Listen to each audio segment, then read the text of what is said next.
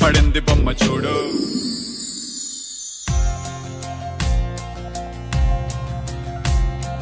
సంద్రమే స్నేహమై కలిపిందాలను, మేఘమే గుండెలో దాచిందా చినుకులను.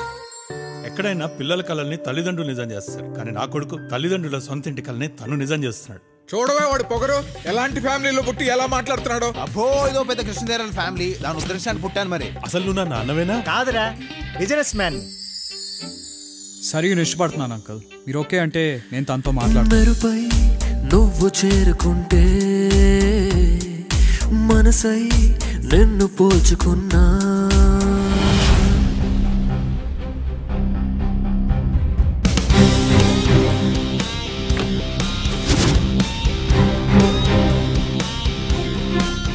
ఏంటి రవి ఇది? తెల్లంట్రుకు సార్, ఒకటే కదా.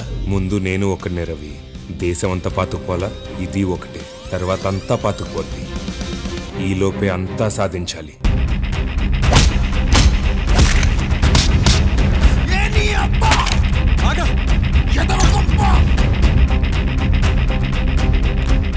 ఈ భయాలన్నీ పక్కన పెట్టి నన్ను నమ్మండి. ఇలా జనాల్ని మోసం చేసే ప్రతి దొంగ నా కొడుకు వెళ్ళి డీజీపీ ఆఫీస్ లో లొంగిపోతాడు. వాడికి లొంగిపోగానే వాడికి జబ్బు వస్తుంది. జబ్బు రాగానే వాడిని వెనకాల డోర్ తీసుకుని వెళ్ళి హాస్పిటల్లో జాయిన్ చేస్తాడు.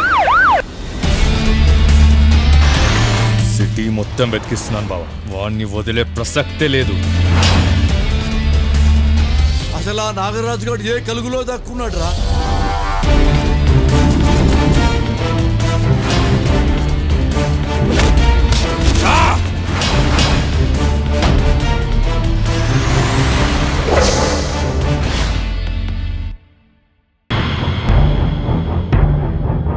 Ha ha ha!